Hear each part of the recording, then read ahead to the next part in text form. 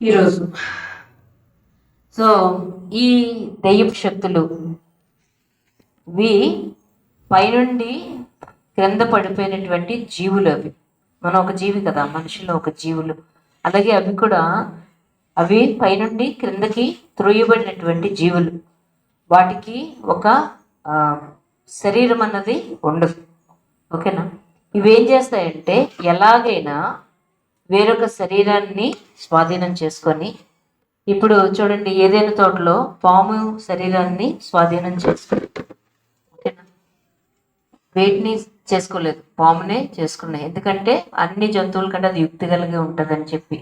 అలాగా ఈ జీవులు, అంటే ఈ పడిపోయిన జీవులు, లేకపోతే వాటికి శరీరం లేనటువంటి ఆత్మలు, దురాత్మలు, ఎవరో ఒక శరీరాన్ని ఆధారం చేసుకొని ఇంకా వాటి ప్రభావాన్ని ఇంకా ఎక్కువ చూపించడానికి ప్రయత్నాలు చేస్తూ ఉంటాయి, మనుషుల యొక్క శరీరాన్ని ఉపయోగించుకొని. ఓకేనా? సో ఇవి ఏం చేస్తాయంటే ఒక మనిషిని ఏదో ఒక విధంగా బాధించడానికి, ఏదో ఒక విధంగా వాళ్ళ మీద డిమాండ్ చేయడానికి, ఓకేనా, ఏదో ఒక విధంగా మనుషుల్ని స్వాధీనం చేసుకోవడానికి ఇవి ప్రయత్నాలు చేస్తుంటాయి. ఇంగ్లీష్లో ఆపరేషన్ ఒబిషన్ పొజిషన్ అని అంటారు. బాధించడానికి, డిమాండ్ చేయడానికి, ఇంకొకటి కంప్లీట్గా స్వాధీనం చేసుకోవడానికి ఇవి ప్రయత్నాలు చేస్తూ ఉంటాయి. ఓకేనా? సో మనం ఏ వ్యక్తులు దురాత్మ శక్తులు ఏ వ్యక్తుల్ని ఇలా బాధించడానికి ప్రయత్నిస్తే, ఏ వ్యక్తుల్ని అవి లోబర్చుకోవడానికి ప్రయత్నిస్తే, ఏ వ్యక్తుల్ని అవి డిమాండ్ చేస్తాయి, అంటే కంప్లీట్గా ముట్టడి వేస్తాయి అన్నమాట, ఎవరి మీద డిమాండ్ చూపిస్తాయని తెలుసుకోవాలంటే ఖచ్చితంగా మనం దేవుడు మనల్ని సృష్టించిన విధానాన్ని ఖచ్చితంగా మనం తెలుసుకోవాలి. ఎలాంటి అందరి మీద దుష్ట శక్తులు చూపించేస్తాయా? ఎవరి మీద చూపిస్తాయి? ఎవరి మీద చూపించవు? మరి యేసుప్రభుని నమ్ముకున్న వాళ్ళ మీద చూపించు అంటే చాలామంది యేసుక్రీస్తుని నమ్మిన వాళ్ళు కూడా బాధించబడుతున్నారు కదా, హింసించబడుతున్నారు కదా, కొంతమందికి దయ్యాలు కూడా పడుతున్నాయి కదా. మరి వాళ్ళు యేసుప్రభుని నమ్ముకున్నారు కదా, మరి ఏంటి తేడా, ఎందుకు అని అంటే, సో మనిషి గురించి మనం తెలుసుకోవాలి. మనిషిని దేవుడు ఒక ఆత్మగా, అంటే మట్టితో శరీరాన్ని ఏర్పాటు చేసి తనలోకి ఒక జీవవాయువుని తన నాసికారంధ్రంలో నింపాడు. అప్పుడు తను జీవించే ఆత్మ అయ్యాడు, జీవాత్మ అయ్యాడు. అంటే మనుషుల్ని దేవుడు ఆత్మగా చూస్తాడు. ఓకేనా? మనం ఆత్మ అయి ఉన్నాము. మనం చాలాసార్లు చెప్పుకున్నాం కదా, మన ఆత్మ అయి ఉన్నాము, మనకు ఒక ప్రాణం ఉంది, మనం ఒక శరీరంలో జీవిస్తున్నాము. ఇది చాలాసార్లు చెప్పుకున్నాం. ఓకేనా? దేవుడు ఆత్మ అయి ఉన్నాడు, మనిషి కూడా ఆత్మ అయి ఉన్నాడు. జంతువులు కానీ లేకపోతే చెట్లు కానీ వాటికి ఆత్మ ఉండదండి. జంతువులకు కానీ చెట్లకు కానీ ఆత్మ ఉండదు. అవి ప్రాణం ఉంటాయి, పుడతాయి, పెరుగుతాయి, చచ్చిపోతాయి.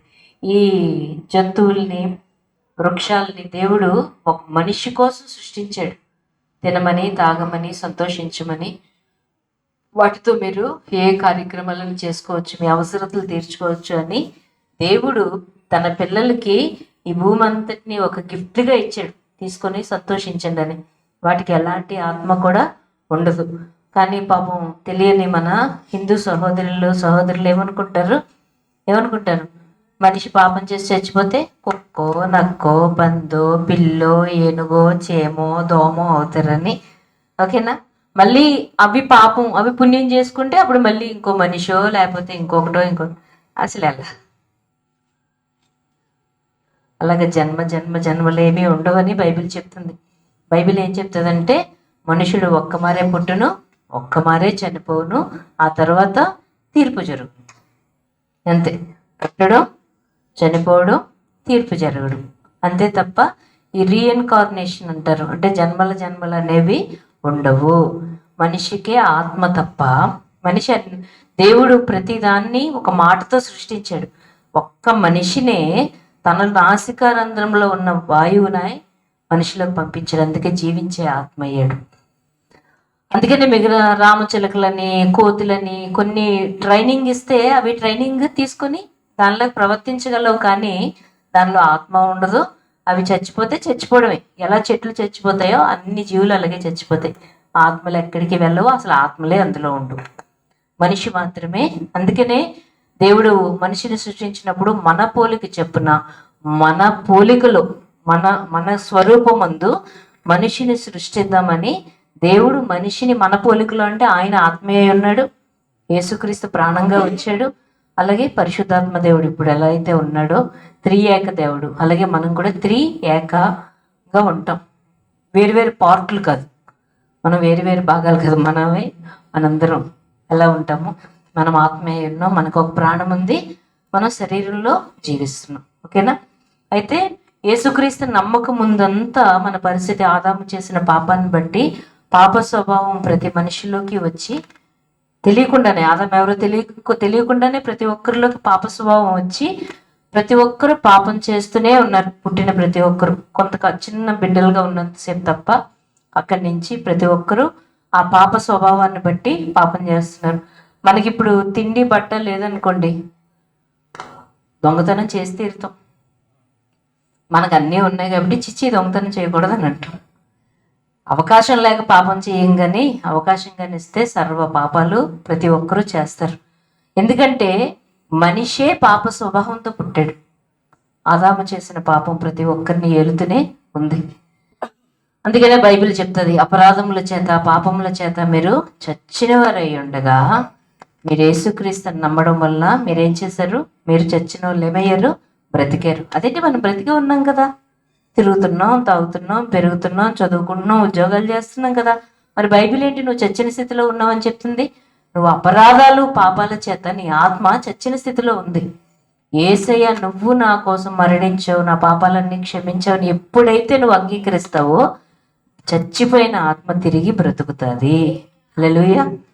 అదే తిరిగి జన్మించడం అంటే. యేసుక్రీస్తు నమ్మగానే మీ పాపాలన్నీ క్షమించబడి చచ్చిన స్థితిలో ఉన్న ఆత్మ బ్రతికి, అందుకే నూతన జన్మ అనుభవం, మరొకసారి తిరిగి జన్మించడం, యేసయ్యని నమ్ముకోవడం. ఓకేనా? ఇది యేసుక్రీస్తుని నమ్మిన ప్రతి ఒక్కరిలోని ఆత్మ తిరిగి జన్మిస్తుంది. ఓకేనా? అదే 2 కొరింథీ 5వ అధ్యాయంలో ఉంటుంది కదా, చూడండి. 2 కొరింథీయులకు రాసిన పత్రిక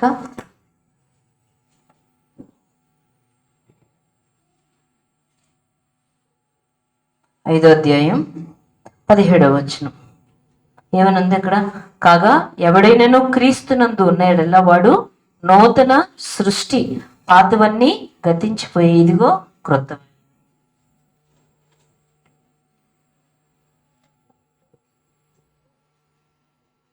ఓకేనా?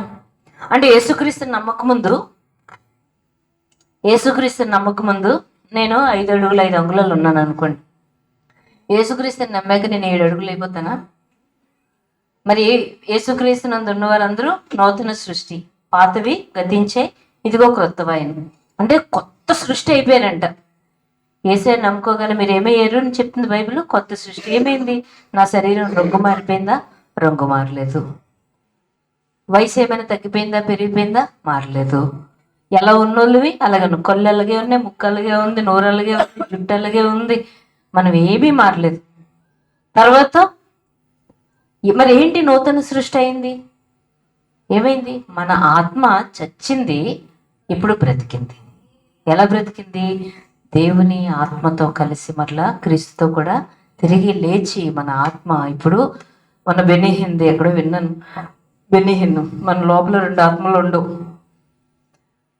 వారు నాలోను నేను వారితో ఏకమై ఉన్నానని దేవుడు చెప్తాడు కదా యేసుక్రీస్తు.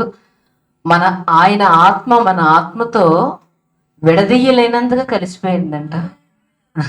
విడదీయలేదు. బెన్నిహిన్ గారు చెప్పింది బాగుంది. మనతో ఆత్మ ఆయన ఆత్మ అలా కలిసిపోతాడంట మనతో. ఆయన నాలోను నేను ఆయనలోను అంటారు కదా, అలాగా. సో మన ఆత్మలో ఆయన ఎప్పుడైతే ప్రభుని అంగీకరిస్తామో దేవుని ఆత్మ మనలోనికి వచ్చి మనల్ని ఆయన కోసం నడిపిస్తూ ఉంటాడు. కానీ శరీరంలో ఏ మార్పు రాదు. ప్లస్ మనసులో కూడా ఏ మార్పు రాదు. మరి కొత్త సృష్టి అంటే ఎక్కడొచ్చింది? ఓన్లీ ఆత్మలోనే మార్పు వచ్చింది. అందుకనే మనం ఇప్పుడు మీరు అప్పారావు గారు అలాగే నేను యేసుప్రభు నమ్ముకోకముందు క్రైస్తవులు అంటారు ఎలా ఉన్నారేంటి అని నేను అనుకునేదాన్ని. వాళ్ళకన్నా నేనే బాగున్నాను కదా అని అనుకునేదాన్ని. ఎందుకంటే వాళ్ళ పద్ధతులు బాగోవు, మాటలు బాగోవు, చాలామంది అబద్ధాలు ఆడుతూ ఉంటారు, చాలామంది తప్పులు చేస్తూ ఉంటారు. అదేంటి క్రైస్తవులు అంటారు దేవుని నమ్ముకున్న ఉంటారు, మరి ఎలా ఉన్నారేంటి? నువ్వు యేసుప్రభుని నమ్ముకున్నావు కదా ఎలా ఉన్నావేంటి? ఎందుకో తెలుసా? వాళ్ళు క్రీస్తుని అంగీకరించి దేవుని ఆత్మను కలిగి ఉన్నారే తప్ప వాళ్ళ మనస్సుల్లో ఏ మార్పు జరగదు. వాళ్ళ శరీరంలో ఎలా అయితే మార్పు జరగదో వాళ్ళ మనసుల్లో కూడా ఏ మార్పు కూడా జరగదు. అందుకనే చాలా మంది యేసుప్రభు నమ్మిన మామూలు కనబడతారు, పెద్ద తేడాగా ఏం కనిపించరు.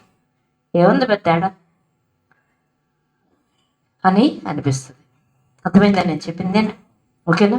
సో మనం దేవుని ఆత్మను కలిగి ఉన్న మనం క్రీస్తుని అంగీకరించి ఆత్మలో మాత్రమే నూతన సృష్టి.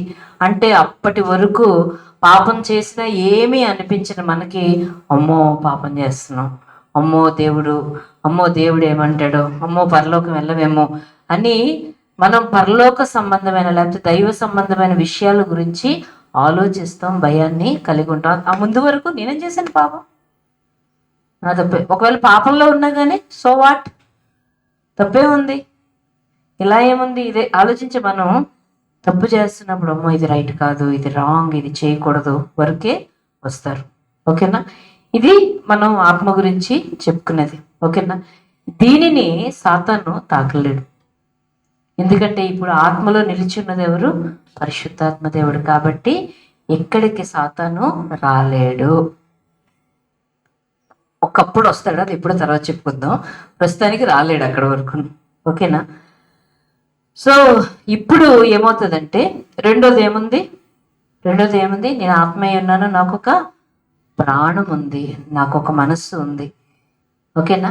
ఈ ప్రాణం గురించి ఈరోజు చదువుకున్నాం. ఈ ప్రాణం గురించి మనం చాలాసార్లు చదువుకున్నాం, చాలాసార్లు చెప్పుకున్నాం, ఇంకా చాలాసార్లు చెప్పుకోవాలి. చాలా మార్పు పొందాలి. నేను దీనిలోని ట్రైనప్ చేయబడుతున్నాను, ప్రత్యేకించి ఇప్పటి నుంచో చేయబడుతున్నాం. కానీ ఈ మధ్యకాలంలో దేవుడు నా మీద చాలా ఎక్కువ ఫోకస్ చేసి దేవుడు నాకు నేర్పిస్తుంది మనస్సు మారడం. మన ప్రాణం, మనసు అంటుంటాం కదా, మన మనసు అంటామా, మనం ప్రాణం అంటుంటామా, దాని గురించి ఈరోజు మనం మాట్లాడుకుంటాం. ఓకేనా? సో ఆత్మ నూతన సృష్టిగా ఉంది, ఇప్పుడు దాన్ని పక్కన పెట్టేయండి. ఓకేనా? శరీరం గురించి తర్వాత మాట్లాడుకుందాం, ఇప్పుడు మనసు గురించి మాట్లాడదాం. దేవుని వాక్యం రోమీలకు రాసిన పత్రిక 12వ అధ్యాయం 2వ వచనంలో ఏం చెప్తుంది? మీరు ఈ లోక మర్యాదను అనుసరింపక ఉత్తమమును అనుకూలమును సంపూర్ణమై ఉన్న దేవుని చిత్తమేదో పరీక్షించి తెలుసుకున్నట్లు మీ మనసు మారి నూతనమై రూపాంతరం పొందండి అని ఉంటుంది. ఇదంతట్లో ఒక్కొక్క పదం కాదు కానీ సింపుల్గా ఒక మాట చెప్తున్నాను. ఇది నేను అనుభవించి చెప్తున్నాను, ఇన్ని రోజులు చదివి చెప్తున్నాను. ఇది నేను అనుభవించి చెప్తున్నది ఏంటో తెలుసా? నీ మనస్సు కానీ మారకపోతే నీకు దేవుని చిత్తం ఏంటో అర్థం కాదంటే కాదు. నీ మనసు ఎంత మారుతుంటుందో నువ్వు దేవుని చిత్తాన్ని అంతగా గ్రహించగలవు. నీ మనస్సు మారకపోతే, పాపం నుంచి వాటి నుంచి కాదండి, నీ మనస్సులోని రూపాంతరత లేకపోతే, నీ మనస్సు నూతన పరచు. ఏం ఆలోచిస్తున్నారు? నీ కొడుకు ఇక్కడే ఉన్నాడు, వచ్చాడు. ఓకే, ఇందాకే వచ్చాడు. నీ మనస్సు రూపాంతరం పొందకపోతే, నీ మనస్సులో నూతనత్వం రాకపోతే, నీ ఆలోచన విధానంలో మార్పు రాకపోతే నువ్వు దేవుని చిత్తాన్ని తెలుసుకోలేవు. అసలు దేవుడు ఇంకా పెద్ద విషయం ఏంటో తెలుసా? నువ్వు రక్షించబడ్డావు, నిన్ను అసలు శత్రువు తాకలేడు. యాక్చువల్గా దేవుడు నిన్ను అంత ప్లేస్లో ఉంచాడు. నీ మనస్సు కానీ రూపాంతరం చెందకపోతే, రూపాంతరం అంటే తెలుసు కదా, రూపం మారిపోవడం అన్నమాట. నీ మనసు యొక్క రూపం మారిపోవాలి, నీ మనసు క్రొత్తగా అయిపోవాలి, నీ మనసు రక్షించబడాలి. నీ ఆత్మే రక్షించబడింది, నీ మనసు ఇంకా రక్షించబడలేదు. నీ మనసు రక్షించబడి నూతనంగా మారాలి. ఇలా మారకపోతే ఏమవుతుందో తెలుసా? దెయ్యానికి నువ్వు ఒక రోడ్డు వేస్తున్నావు అంట. నీ లోపలికి రావడానికి. దయ్యపు శక్తులు నిన్ను అక్కడే పట్టుకుంటాయి, అవే నిన్ను బాధిస్తాయి, అవే నిన్ను నీ చుట్టూ ముట్టడి వేస్తాయి, అవే నిన్ను స్వాధీనం చేసుకుంటాయి. కారణం ఏంటి? వాటికి అధికారం లేదు. యాక్చువల్గా ఎవరు అధికారాన్ని ఇస్తున్నారు? మనమే. కారణం ఏంటి? పాపం చేసి కాదు, పాపం చేసి కాదు. దేనికి? నీ మనస్సు మార్పు లేని కారణాన్ని బట్టి, నీ మనస్సు క్రొత్తగా మార్పు లేదు కాబట్టి, నీ మనస్సు ప్రభువుని అంగీకరించక ముందు ఎలా ఉందో ప్రభువుని అంగీకరించిన తర్వాత అలాగే ఉంది కాబట్టి డెవిల్కి ఏమవుతుందంటే ఒక మంచి అవకాశం దొరుకుతుంది నిన్ను స్వాధీనం చేసుకోవడానికి, నిన్ను బాధించడానికి, నిన్ను హింసించడానికి. సాతాను ఎప్పుడు ఎక్కడ పనిచేస్తాడంటే మన జ్ఞానేంద్రియాల ద్వారా పనిచేస్తాడు. మన జ్ఞానేంద్రియం అంటే చూడటం, వినడం, వాసన చూడటం, రుచి చూడటం, స్పర్శ. ఈ జ్ఞానేంద్రియాలను బట్టి పనిచేస్తాడు. రెండోది మార్పు చెందని మన మనసు ద్వారా పనిచేస్తాడు. మార్పు చెందని మనసు ద్వారా. ఏంటి మార్పు చెందాలి? వాక్యం ఒకటి చెప్తుంటే నీ మనసు ఒకటి చెప్తుంది, వాక్యం ఒకటి చెప్తుంటే నీ మనసు ఒకటి చెప్తుంది. ఎప్పుడైతే ఈ వాక్యానికి వ్యతిరేకంగా నీ మనసు ఆలోచిస్తుందో వెంటనే సాతాను ఆ ప్లేస్ని తీసుకొని నిన్ను ఇంకా ఇంకా ఒత్తిడి చేస్తాడు, ఇంకా బాధిస్తుంటాడు, ఇంకా హింసిస్తుంటాడు, ఇంకా స్వాధీనం చేసుకుంటూ ఉంటాడు. మన మనస్సు రూపాంతరం పొందబోదు. ఏంటి పెద్ద ఏముంది? రక్షించబడ్డావు నిజమే, నువ్వు పరలోకం వెళ్తావు నిజమే, నువ్వు దేవుని పెట్టావు కదా, దేవుని పెట్టవే. కానీ నువ్వు దేవుడిచ్చిన దేనిని అనుభవించకుండా శాంతిని కానీ, సమాధానాన్ని కానీ, నెమ్మదిని కానీ, దేవుడిచ్చిన అధికారాన్ని కానీ, దేవుడు నీకు ఇచ్చిన ఏది అనుభవించకుండా ఏంటి నువ్వు దేవుని బిడ్డవై ఉండి దుష్టశక్తుల చేత బాధించబడుతూ చచ్చిపోయి పరలోకానికి వెళ్తావు. ఇది కాదు కదా దేవుడు పిలిచింది, ఇది కానే కాదు. సో మనల్ని ఓడించడానికి, మన ప్రతి పరిస్థితుల్లో మనల్ని ఓడించడానికి వాడు మన జ్ఞానేంద్రియాల ద్వారా, అలాగే రూపాంతరం పొందని మన మనసు ద్వారా పనిచేస్తూ ఉంటాడు. చాలాసార్లు సంఘాల్లో కొంతమంది వింతగా ప్రవర్తిస్తున్నప్పుడు, వాళ్ళ పద్ధతి బాగోలేనప్పుడు దెయ్యాలని వెళ్ళగొడుతూ ఉంటారు. కానీ నిజానికి అవి దెయ్యాలు కాదు, వాళ్ళ మనస్సు వలన వాళ్ళకి కలిగిన బాధలు అవి.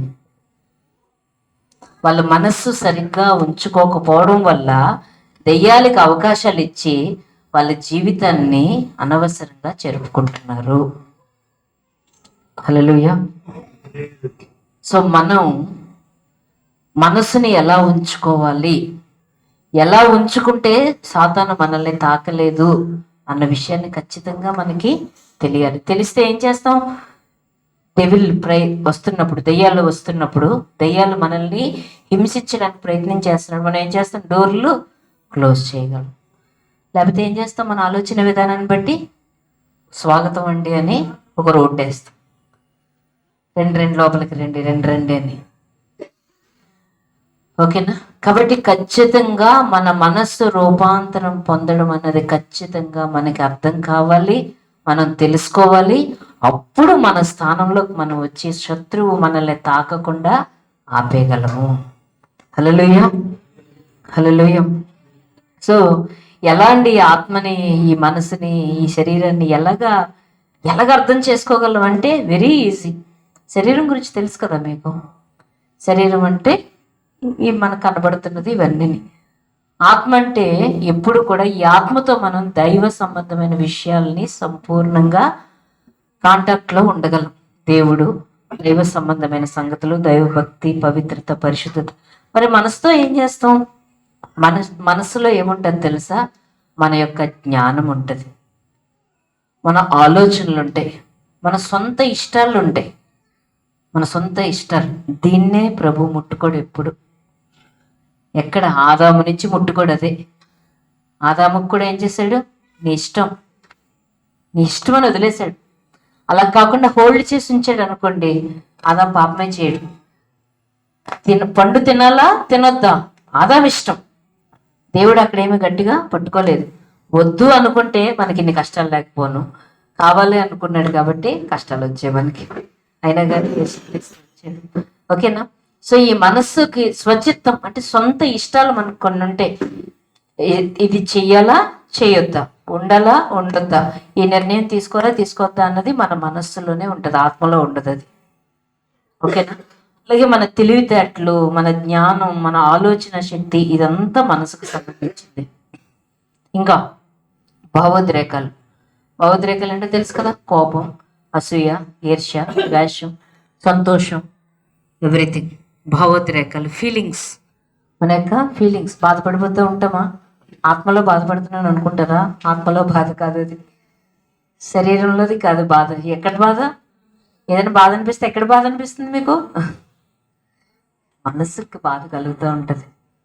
మన ఆలోచన, మన ఇష్టాలు, మన స్వచిత్తం, మన సొంత ఇష్టాలు, తర్వాత మన జ్ఞానం, తెలివి, అలాగే భావోద్రేకాలు అంటే అన్నీ, ఏడుపు, దుఃఖం, ఎవ్రీథింగ్ అందులో అన్నీ ఉంటాయి. బాధలు, సంతోషాలు, ఇష్టాలు, కష్టాలు అన్నీ ఉండేవి దాంట్లోని.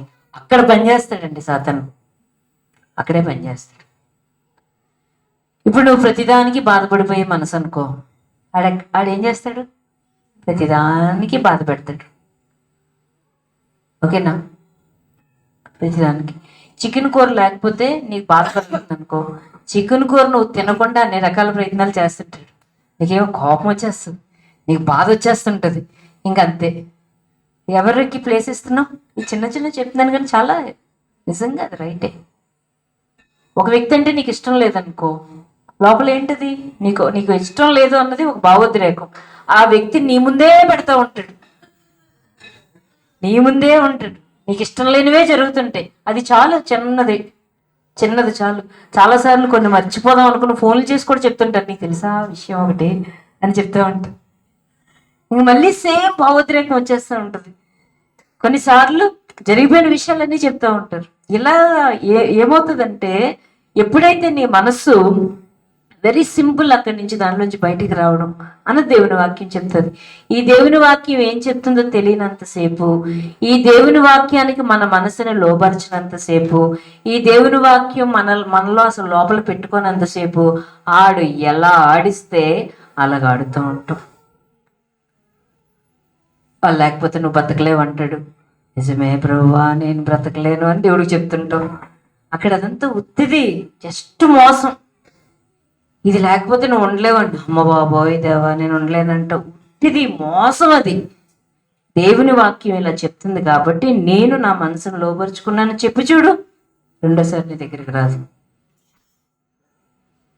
దేవుని వాక్యం శాంతినిస్తుంది, సమాధానాన్ని ఇస్తుంది. ఎవరిని మనస్సు నీ మీద అనుకున్నా వాడిని నేను పూర్ణ శాంతి గలవానిగా చేస్తాను.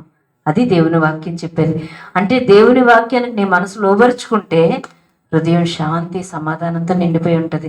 లేకపోతే ఏం చేస్తాడు తెలిసి, నిన్ను హింసిస్తుంటాడు, నిన్ను బాధ పెడతా ఉంటాడు, నిన్ను ముట్టడి వేస్తూ ఉంటాడు, నిన్ను స్వాధీనపరుచుకుంటాడు. దేవుని చిత్తం మీద తెలుసుకోకుండా నీ కళ్ళు మూసేస్తాడు. దేవుని బిడ్డవైనా కానీ దేవుని బిడ్డలాగా బ్రతకకుండా నిన్ను ఆడు తోలుబొమ్మలాగా ఆడుకుంటూ ఉంటాడు. నువ్వు పరలోకానికి వారసుడివే, వాగ్దానాలన్నీ నీవే, అధికారం అంతా నీవే, దేవుడు నీకు చెందినడే. కానీ ఏది అనుభవించకుండా రాజుగారి బిడ్డవైనా కానీ భయంకరమైన బ్రతుకుతూ ఉంటాం. కేవలం ఏంటి? పాపం చేసావా? పాపం చేయలేదు. ఏం జరుగుతుంది నీలో? నీ మనస్సుని నువ్వు మార్చుకోవడం లేదంతే. చాలా పెద్ద ప్లేస్ అండి ఇది. ఎందుకంటే నీ ఆత్మను వాడు ముట్టుకోలేడు. నిన్ను ముట్టుకునే ప్లేస్ ఏదైనా ఉందంటే నీ ఫీలింగ్స్ని, నిన్ను ముట్టుకునే ప్లేస్ ఏమైనా ఉందంటే నీ ఆలోచనలు ముట్టుకుంటాడు, నిన్ను ముట్టుకునే ప్లేస్ ఏమైనా ఉందంటే నీ స్వచ్ఛతను ముట్టుకుంటాడు. అక్కడే ముట్టుకోగలడు. ఎప్పుడు వాక్యానికి పక్కకి వెళ్ళావో ఆడు నీ ప్లేస్ లాక్కుంటాడు. ఆడు తీవ్రమైన ప్రయత్నం చేస్తుంటాడు, తీవ్రమైన ప్రయత్నం. కాబట్టి చాలామంది ప్రభుని అంగీకరించినా కానీ విజయవంతమైన జీవితాన్ని జీవించకుండా ఉండడానికి గల కారణం అదే. ఓకేనా? సో ఆయన చెప్తాడనమాట, ఎవరికైనా హ్యాగన్ గారు చెప్తారేమంటే, మనం ఈ శరీరంలో బ్రతికినంతకాలం, ఇప్పుడు అనుకుంటావు అమ్మయ్య నేను దాటేశానని, ఒకటి దాటేశాను అనుకుంటారా? ఈ శరీరంలో ఉన్నంత కాలం ఈ శరీరం నిన్ను ఎలాగైనా దేవునికి వ్యతిరేకంగా ఉంచాలని ప్రయత్నం చేస్తూనే ఉంటుంది. ఓకే, అలాగే మనస్సు కూడా దేవునికి వ్యతిరేకంగా ఉండడానికి ప్రయత్నం చేస్తూనే ఉంటుంది. దీనికి నువ్వు ఏదో ఒకటి చేయకుండా దేవుడు నీకేమీ కూడా చేయలేడు. నువ్వేం చేయాలి? ఆయనతో కలవాలి. ప్రభువా, నీ వాక్యం చెప్పినట్టే నన్ను నేను మార్చుకుంటాను, వాక్యానికి నన్ను నేను లోపరుచుకుంటాను. నీ యొక్క వాక్యం ఏది చెప్తే నేను దాన్ని చేస్తాను అని నువ్వు చెప్పకుండా, ఆ వాక్య ప్రకారం నువ్వు నడవకుండా, ఆటోమేటిక్గా దేవుడు నీ మనసుని, నీ శరీరాన్ని మార్చడు. ఒకవేళ ప్రార్థన చేశాను, దేవా నన్ను మార్చు, దేవా నన్ను కోపం నుంచి వదిలే, దేవా నన్ను నా శరీర కోరికల నుంచి విడుదల చెయ్యి అంటే దేవుడు హెల్ప్ చేయడానికి ప్రయత్నిస్తాడు, కానీ దానివల్ల ఉపయోగం మాత్రం నీకు దొరకదు. ఓకేనా? ఒకవేళ ఈరోజంతా నేను నెగిటివ్ సైడ్ చెప్తున్నాను. ఒకవేళ నేను మనసు మార్చుకోను, నేను అసలు ఎలాంటి ఎక్సర్సైజులు చేయను, నా మనసుని నూతనపరుచుకోను, నేను రక్షించబడ్డాను కదా, నా ఆత్మ రక్షించబడింది కదా, నేను పరలోకి వెళ్తాను కదా, అది చాలా. రోజు ఎవడు చదువుతాడు బైబిల్? రోజు చెప్పింది వింటారా? రోజు బైబిల్ ఎవరు చదువుతారు? ప్రార్థన ఎవరు చేస్తారు? దానికి లోపరుచుకొని నా ఇష్టాలన్నీ వదిలి ఎవరు ఉంటాడు? ఏం పని నాకు, నేను ఉండను అని అనుకున్నావు అనుకో, ఓకే ఉండకు. కానీ ఏమవుతుందంటే దెయ్యపు శక్తులకి ఒక రహదారిని ఏర్పాటు చేస్తావు నువ్వు నీ జీవితంలోకి. దెయ్యపు శక్తులకి ఒక రహదారి నీ మనసు. ఓకేనా?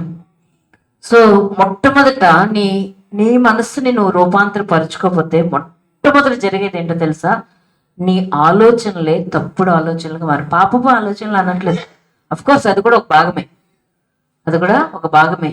నీ ఆలోచనలు రాంగ్ థింకింగ్, తప్పుడు ఆలోచనలోకి వెళ్ళిపోతాయి. మళ్ళీ చెప్తున్నాను, రాంగ్ థింకింగ్ అంటే ఓన్లీ పాపం గురించి మాత్రమే కాదు, దేవుని వాక్యానికి విరోధమైన ప్రతి ఆలోచన.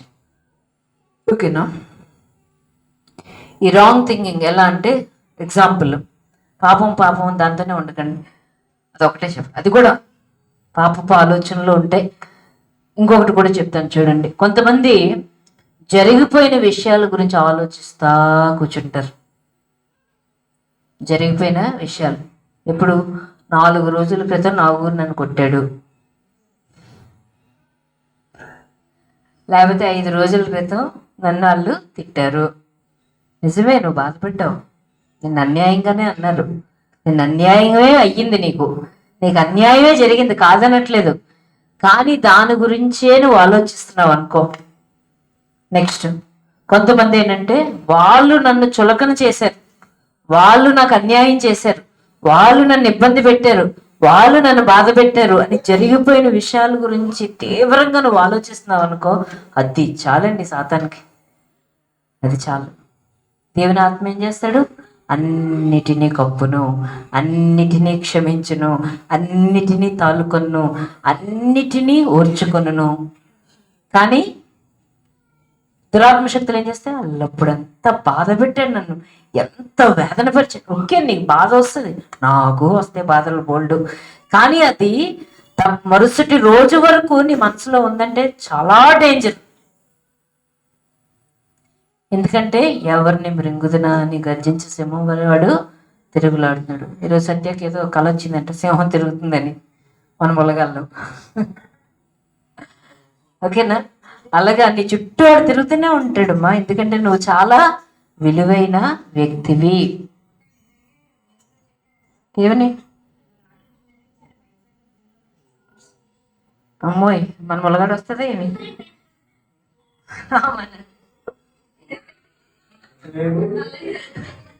హేమలత నేను పెంచుకుంటానంటుంది.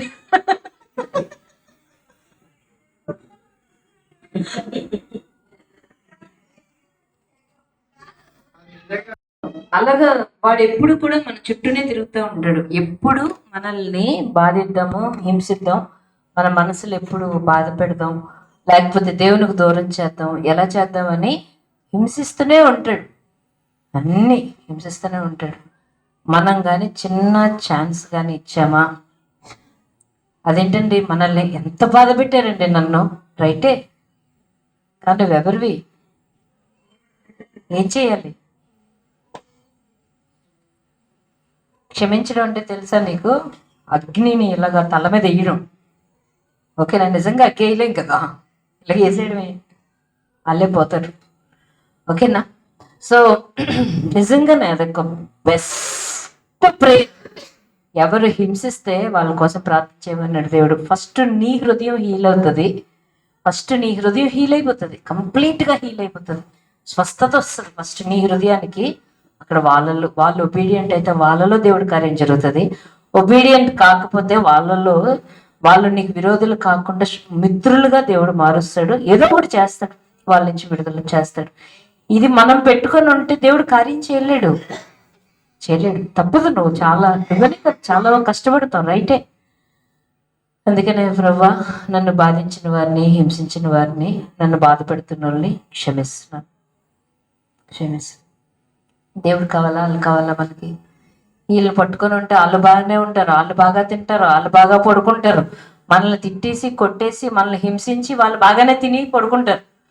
బాధించబడింది మనమే, తిండి మానేసింది మనమే, రోగం వచ్చింది మనకే, బాధ వచ్చింది మనకి. ఎందుకు ఈ బాధ మనకి? దేవుడు చెప్పింది చేసామనుకో, ఫస్ట్ మనం మనసులు హీల్ అయిపోతాయి.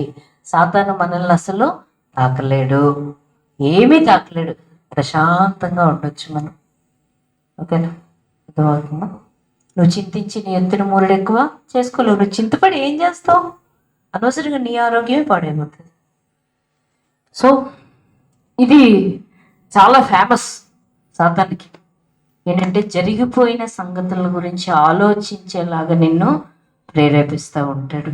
లేకపోతే ఎవరైనా నిన్ను బాధించిన విషయాల్ని మరలా నీ గుర్తు చేసి నిన్ను బాధిస్తూ ఉంటాడు. వాడికి అవకాశం ఇస్తే జరిగిన సంగతి ఇంత, వాడు నిన్ను హింసిస్తున్నప్పుడు నీలో కలుగుతున్న బాధ ఎంత. చాలాసార్లు బాగా గుర్తు చేసుకోండి, చాలా బాగా. నా జీవితంలో కూడా జరుగుతుంది. నేను వెనక్కి తిరిగి, ఇది ప్రతిరోజు ఉన్న ఒకే సమస్య. 10 రోజులు బాగానే ఉంటాం, 11వ రోజు దాని గురించి బాధపడుతూ ఉంటాం.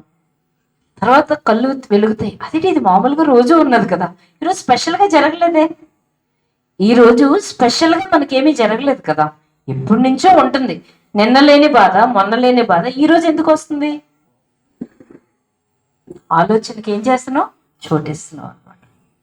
Giving a chance. ఇందాక అభిగడితో వచ్చినప్పుడు అక్కడ ఇలా మంటలు కనబడుతుంటాయి కదా, అవి అమ్మా మంటలు అని అంటున్నాడు అనమాట. అక్కడేం మంట పెట్టర్రా, అందులో వచ్చి కెమికల్స్ బయట గాలి తగలగానే మండుతుంది కదా, ఆక్సిజన్ ఉండడం వల్ల. కొత్తగా మంట ఏం పెట్టరు అక్కడ, లోపల నుంచి ఇలా ఆ గ్యాసులు రాగానే బయట గాలికి మండుతుంది. అలాగా మన లోపల నుంచి ఒక ఆలోచన రాగానే సాతాను పెద్ద మంట పెట్టేస్తాడు. మండిపోతూ ఉంటాం, మనసులో మంట, గుండెల్లో మంట, ఆలోచించి గ్యాస్ట్రైటిస్, కడుపులో మంట. ఎన్ని మంటలు ఎందుకు మనకి? దండగా. సో దేవుని పిల్లలంగా దేవుడు చెప్పినట్టే మనం వినాలి. అది బెస్ట్ సొల్యూషన్, అంతే బెస్ట్ సొల్యూషన్. ఇది ఎవరు చేయగలరు? దేవుని పిల్లలే చేయగలరండి. దేవుని ఎవరు క్షమించగలరు? దేవుని పిల్లలే క్షమించగలరు. ఎందుకు? వాళ్ళు దేవుని క్షమాపణని అనుభవించిన వ్యక్తులు కాబట్టి. హల్లెలూయా. నీకు క్షమాపణ గురించి నీకు తెలుసు కాబట్టి నువ్వే క్షమించగలవు. బయట వాళ్ళని వెళ్ళి క్షమించమని చెప్పి, నా చాలేమ్మా చెప్పగానే వెళ్ళు అని అంటారు. చేతకాక మా అమ్మ భలే మాట్లాడుతుంది, నీకు చేతకాక అంటుంటుంది.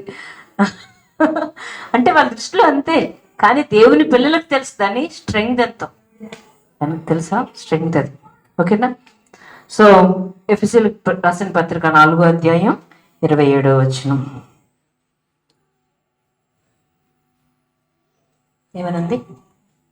4వ అధ్యాయం 27వ వచనంలో, అపవాదికి చోటు ఇయ్యొద్దు.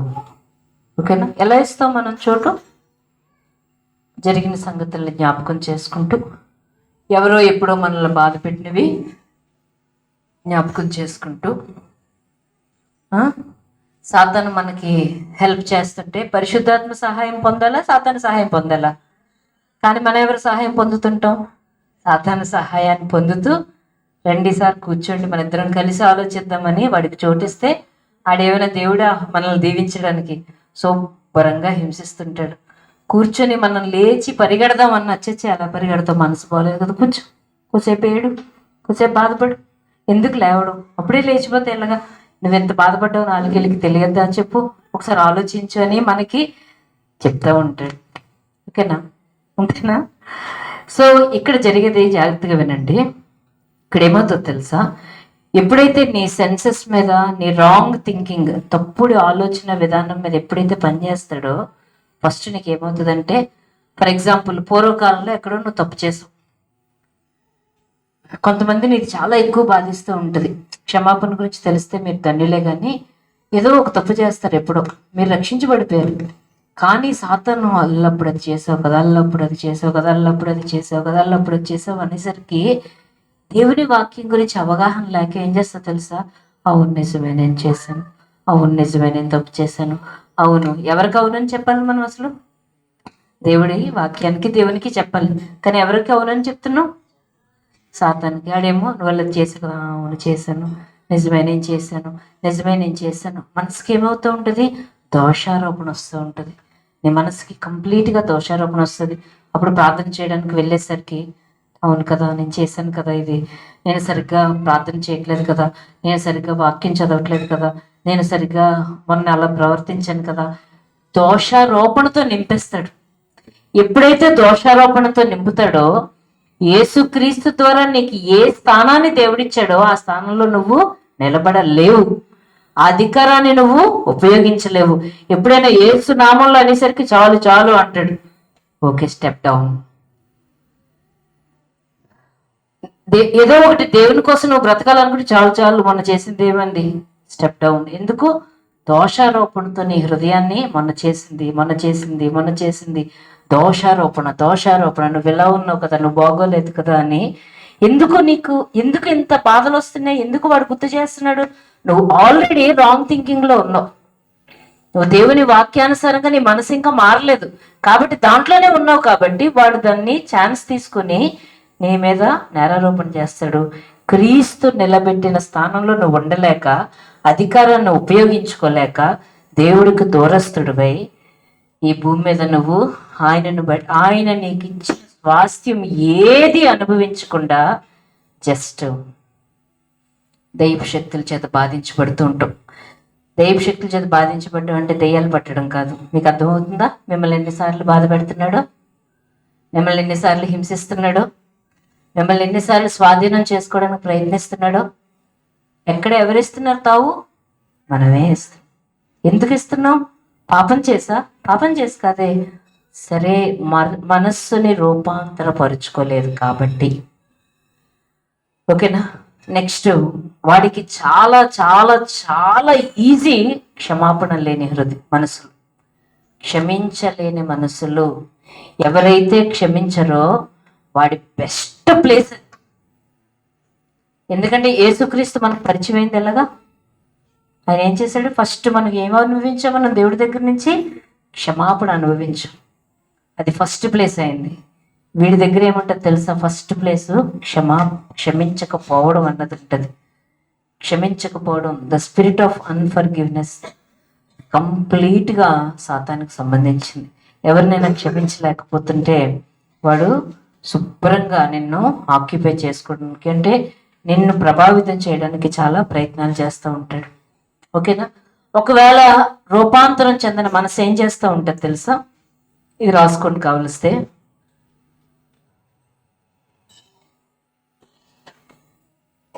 రూపాంతరం పొందిన మనసు దయ్యపు ఆలోచనల్ని, దయ్యపు శక్తుల యొక్క ఆలోచనల్ని ఆలోచిస్తూ ఉంటుంది.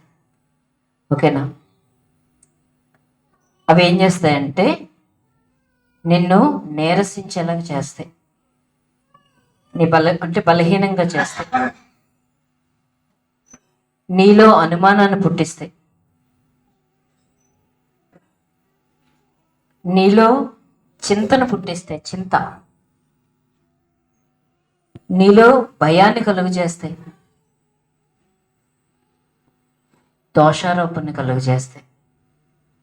ఓకేనా.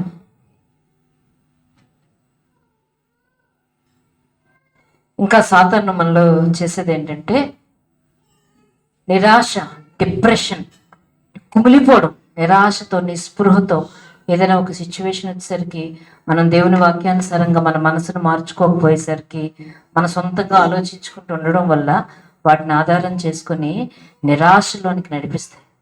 ఏముందిలే, ఇంకేముందిలే, ఇంకేముందిలే, డిప్రెషన్. ఓకేనా?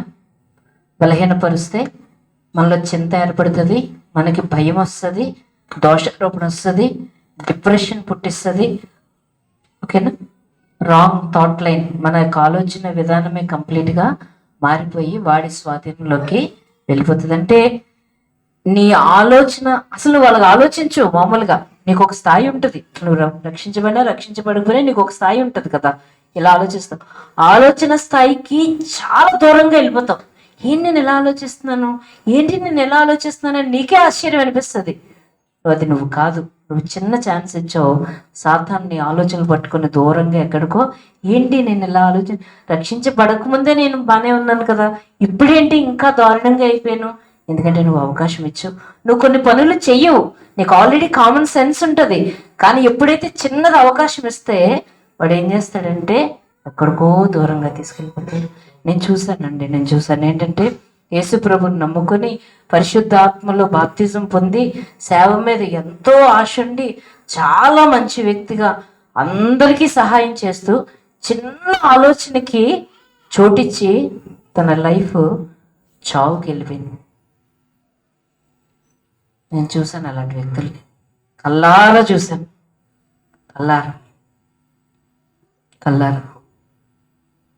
మన మనసును మార్చుకోకపోతే క్రిస్టియన్స్ని, ఎస్పెషల్లీ క్రిస్టియన్స్ని చాలాసార్లు మీరు గమనించారా? అబ్బా, ఎందుకు ఈ జీవితం చచ్చిపోతే బాగుంది అనిపించిందా? అదే దెయ్యం. ఎందుకంటే పాపం చేసి కాదు, సరైన ఆలోచన విధానం లేక, దేవుని వాక్యానుసారమైన ఆలోచన లేక, భయంతో, వేదనతో, ఇబ్బందితో, డిప్రెషన్తో, వీటన్నిటితో అబ్బా చచ్చిపోతే బాగున్ను అని సూసైడ్కి కూడా, ఆత్మహత్య చేసుకోవడానికి కూడా ప్రయత్నాలు చేస్తుంటారు. అలాంటి వ్యక్తి వస్తే మనం ఏం చేస్తాం? యేసు నామంలో పో అంటాం. ఎవరు ఇంతకీ కారణం? దైవ శక్తులే ప్రేరేపిస్తున్నాయి. ఎవరు రీజన్? ఎవరు? మన మనస్సు మార్చుకోకపోవడం వల్ల. మనస్సు మార్చుకోవడం అన్నది చాలా చాలా చాలా చాలా అవసరం. తర్వాత అన్ఫర్గివ్నెస్, అదే మనకి ఎప్పుడైతే క్షమించమో ఇంకా దయ్యానికి ఒక ఇల్లు కట్టి ఇచ్చినట్లు లెక్కంటది. కొంతమంది తమ పాపాలనే క్షమించుకోలేరు, అంటే నేను అప్పుడు చేశాను కదా అన్నది వాళ్ళ హృదయంలో ఉండిపోయి క్షమించలేరు. కొంతమంది ఇతరులు చేసిన పాపాలని, లేకపోతే ఇతరులు వాళ్ళకి చేసిన దాన్ని క్షమించలేరు. ప్రభు ఏం చెప్తాడు? మీ పాపములు రక్తము వలె ఎర్రనవైనను వాటిని నేను హిమము వలె తెల్లనుగా చేస్తానని చెప్పాడు. ఇంకా నిన్ను నువ్వే క్షమించుకోకపోతే దాన్ని ఆధారం చేసుకొని దేవుడికి నిన్ను దూరం చేస్తాడు. ఇతరులను క్షమించకపోతే దాన్ని ఆధారం చేసుకుని దేవుడికి నిన్ను దూరం చేస్తాడు. దేవుడైతే ఒక్కసారి క్షమాపణ అడిగిన తర్వాత మరలా ఆయన జ్ఞాపకమే చేసుకోడు. నువ్వెవరు, నేనెవరు జ్ఞాపకం చేసుకోరు. అది. సో కెన్నెత్ హ్యాగన్ గారు దీని గురించి ఒక ఎగ్జాంపుల్ చెప్పారు. ఆయన చెప్తారు, ఆయనకి డిక్లేర్ చేస్తారు, వెరీ స్ట్రాంగ్ మైండెడ్ ఫెలో నేను అని. నిజంగా స్ట్రాంగ్ మైండ్. ఎంత స్ట్రాంగ్ మైండ్ ఒకసారి చెప్పాను, గుర్తుందా మీకు? స్ట్రాంగ్ మైండ్ అంటే ఏంటి? రెబిలియస్ కాదు. అంటే ఎవరైనా ఏదైనా చెప్తే వినకపోవడం స్ట్రాంగ్ మైండ్ కాదు. దేవుని వాక్యానికి కంప్లీట్గా మనసు అప్పగించుకోవడం. అది ఎస్ అంటే ఎస్, నో అంటే నో. అది స్ట్రాంగ్ మైండ్ అంటే. ఓకేనా? స్ట్రాంగ్ మైండ్ అంటే మనలో అనుకుంటారు, అబ్బా ఆడు మనసు మార్చుకోడు రా బాబు అనుకుంటాం. దేవుని వాక్యం ఏది చెప్తే అదే ఆ మైండ్ ఉండడమే స్ట్రాంగ్ మైండ్. గుర్తుందా? నేను ఒకసారి చెప్పాను, ఆయనకి ఫేస్ పారాలసిస్ వస్తుంది, ముఖానికి పక్షవాతం వస్తుంది. ఎప్పుడు తెలుస్తుంది ఆయనకి? మనకి చిన్న అమ్మో ఏమవుతుంది అని అనుకుంటాం. ఆయన ఎప్పుడు చూసుకుంటాడో తెలుసా? అద్దాన్ని పడుకునేటప్పుడు ఒక కన్ను మూయబడుతుంది, ఇంకో కన్ను మూయబడట్లేదు. ఓకేనా? పడుకుంటే కళ్ళు మూస్తాం కదా, ఒక కన్ను మూయబడుతుంది అంటే ఇంకో కన్ను మూయబడట్లేదు. ఏమైందని చూసుకుంటే అప్పటికే ముఖానికి పక్షవాతం వస్తుంది. అప్పుడు వచ్చి ప్రార్థన చేసుకుంటాడు. ప్రార్థన చేసుకుంటే రేపు పొద్దున్న జరిగే మీటింగ్కి నువ్వు వెళ్ళి అక్కడ స్వస్థత ప్రార్థన చేయించుకొని దేవుడు నడిపింపిస్తాడు. సరే అని చెప్పి పడుకుని పోతాడు. మెలకు వచ్చినప్పుడల్లా దేవా నన్ను స్వస్థపరిచాడు, నీకు వందనాలు అని చెప్తాడు. ఆ తర్వాత దేవుడు వెళ్ళమన్నట్టు ఒక మీటింగ్కి వెళ్తాడు. మధ్యలో వాళ్ళ ఫ్రెండ్స్ అందరూ ఏంటి ఇలా అయిపోయి ఏంటి ఎలా అంటే దేవుడు నన్ను స్వస్థపరిచాడు అని అంటాడు. అక్కడికి వెళ్ళిన తర్వాత మీటింగ్ అయిపోతుంది, టైం అయిపోతుందని మీటింగ్ క్లోజ్ చేస్తుంటే ఐ నీడ్ ప్రేయర్ అంటాడు. దగ్గరికి రాబాబు అంటే పైనుండి కింద నెల తల మీద చేతులేసి ప్రార్థన చేస్తే అసలు ఆయన ఏం ప్రార్థన చేశాడో కూడా ఈయన వినలేదు కాదు, వినబడలేదు. కానీ దేవుడు చెప్పాడు, వెళ్ళమన్నాడు, నేను ప్రార్థన చేసుకుని నేను హీల్ అయ్యాను. అదే ఇంకా బయటకు వచ్చి ఎంతమంది అడుగుతున్నా ఏమైంది అంటే నేను హీల్డ్ అని చెప్తాడు. ఇంటికి వచ్చి 2 గంటల పాటు దేవుని స్తుతిస్తాడు, దేవా నువ్వు నన్ను స్వస్థపరిచినందుకు వందనాలని. వాళ్ళ ఫ్రెండ్స్కి అందరికీ నీ ముఖం బాగాలేదు, నువ్వు ఎలాగ స్వస్థత పొందుతావు, ఆల్రెడీ ఇతను చచ్చిపోతాడని చెప్పిన డాక్టర్ గారు చూసి ఆ మనిషి చాలా స్ట్రాంగ్ మైండ్, నేనే 2 నెలల్లో చచ్చిపోతాడని నేనే రాశాను నా చేతులతో, ఇన్ని సంవత్సరాల నుంచి బ్రతుకుతూనే ఉన్నాడు, ఆయన ఇంకేం చెప్తే అదే పట్టుకుంటాడని వెళ్ళిపోతాడు.